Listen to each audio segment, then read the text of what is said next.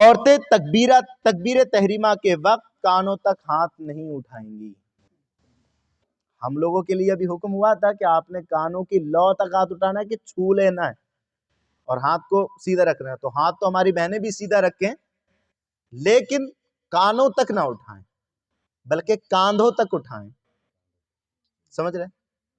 कांधों तक उठाएं। आप अपने घर पे भी बताएं जाकर, ये सवाब मिलेगा आपको बताने का।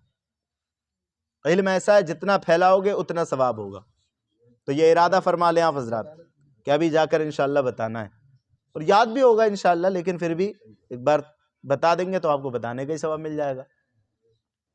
कांधों तक उठाना है, और उसके बाद उन्हें बांधना कहाँ है उसको देख लीजिए। उठाने के बाद हाथ नाफ के नीचे ना बांधे, बल्कि बाएं हथेली सीना पर छाती के नीचे रखकर उसके पीठ पर दाहिनी हथेली रखें। इस तरह, हम लोग इस तरह, लेकिन उन्होंने इस तरह, बाईं हथेली के ऊपर दाहिनी हथेली रखना है। ठीक है? और हमारी बहनें और माएँ दुपट्टा ओढ़ती हैं तो उसके अंदर रखना है हाथ, ये मुस्तहब है। अंदर, बाहर नहीं निकाल के रखना। बाहर निकालेंगे तो नमाज में कोई कमी तो नहीं आएगी, हाँ सवाब में कमी आ जाएगी, मुस्तहब छूट जाएगा। अंदर रखें, ठीक है? और सीने पर हाथ बांधें। ये थोड़ी सी तब्दीली है इस्लामी बहनों की। और रुकू में भी थोड़ा सा बदलाव है हमारे और उनके रुकू में। रुकू में ज्यादा नहीं झुकना है, क्योंकि ज्यादा झुकने में बेपर्दगी है। ज्यादा ना झुकें, बल्कि थोड़ा झुकें, यानी सिर्फ इस कदर झुके कि हाथ घुटनों तक पहुंच जाएं। ठीक है? पीठ भी सीधी नहीं करना है और हाथों पर जोर भी नहीं देना है, बल्कि महज हाथ रख दें और हाथों की उंगलियां मिली हुई रखें और पांव कुछ झुका हुआ रखें, मर्दों की तरह सीधा ना रखें। रुकू समझ में आ गया होगा।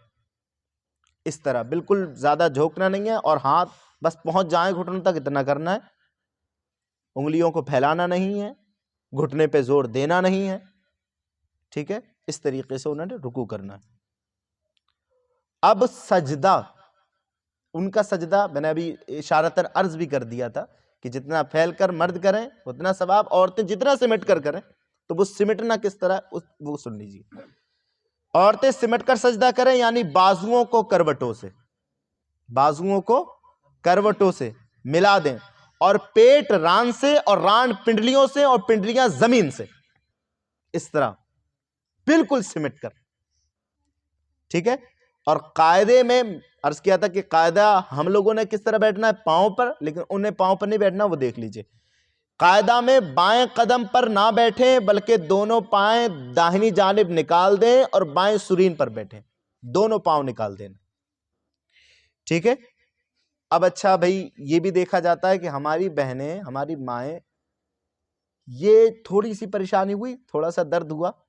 उमूमन औरतों के अंदर कुछ मखसूस बीमारी होती है जिनसे उनके बदन में दर्द रहता है, तो थोड़ा बहुत दर्द हुआ तो बैठ के नमाज पढ़ना शुरू कर देती हैं।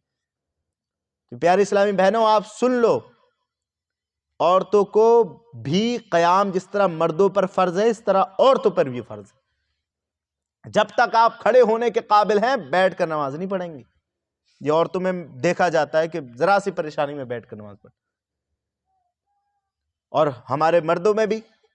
हमारे यहाँ तो अल्हम्दुलिल्लाह नहीं, आप शहरों में देखें कुर्सियां लगा के नमाज पढ़ते हैं लोग। वैसे नमाज के बाद फिरता रहेगा सब में, लेकिन अब्बा जी को उस टाइम याद आएगा जब नमाज में, तो फिर कुर्सी पे पड़ेगा। हरगिज नहीं हो सकती। क़याम फर्ज है, फराइज नमाज में से। क़याम छूटा बिला उज्र तो नमाज नहीं होगी। हत्ता के मसला समझा दूंगा आपको। अगर इस कदर है कि खड़ा हो सकता है गुलाम के जरिए, दीवार के जरिए, या फिर लाठी के जरिए, तो खड़ा हो फिर बैठ जाए। समझ लीजिए, नियत खड़े होके बाद क़याम जो करे वो खड़े होकर करे, फिर बैठ जाए। इतनी एहतियात है। तो औरतें, हमारी इस्लामी बहनें, बैठकर बगैर जरूरत नमाज ना पढ़ें। हाँ, नफिल पढ़ सकते हैं, वो मर्द और औरत सब पढ़ सकते हैं, लेकिन इसमें भी ध्यान रखो, बैठकर नफिल पढ़ने से खड़े होकर नफिल पढ़ना 70 गुना सवाब रखता। तो जहां तक इस्तिताअत हो खड़े होकर ही पढ़ें। अल्हम्दुलिल्लाह मैं खड़े होकर पढ़ता हूं।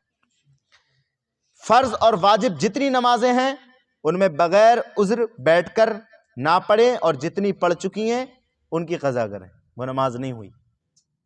ठीक है। अब अच्छा, यहां पर ये कि औरतों की नमाज, जी तकलीफ मैंने अर्ज किया ना कि अगर खड़े होने के काबिल ही नहीं, तो इस तरह सूरत है कि खड़े कोई कर सकता है पकड़कर या लाठी के जरिए, दीवार के जरिए, तो खड़े हो जाए, फिर बैठ के पढ़ ले, कोई हर्ज नहीं। कुर्सी पे बैठकर हमारे उलमा के नजदीक मुनासिब नहीं, बैठ के ही पढ़े। जिस तरह बन पड़े नमाज पढ़े, उसके उलमा के रुजू करें, इंशाल्लाह वो बताएंगे आपको। जिस तरह बन पड़े नमाज पढ़े। हर नमाज की अलग अलग सूरत होती है उज्र की सूरत में, अब वो तमाम सूरतें में अर्ज नहीं कर सकता। जिस तरह की पोजीशन हो आप अपने उलमा इम्मा इकराम से रुजू करें, वो आपको बताएंगे। अल्लाह रब्बुल इज़्ज़त की बारगाह में दुआ है कि मौला ताला इन तमाम मसाइल पर हमें अमल करने की तौफीक अता फरमाए। रब क़दीर अपने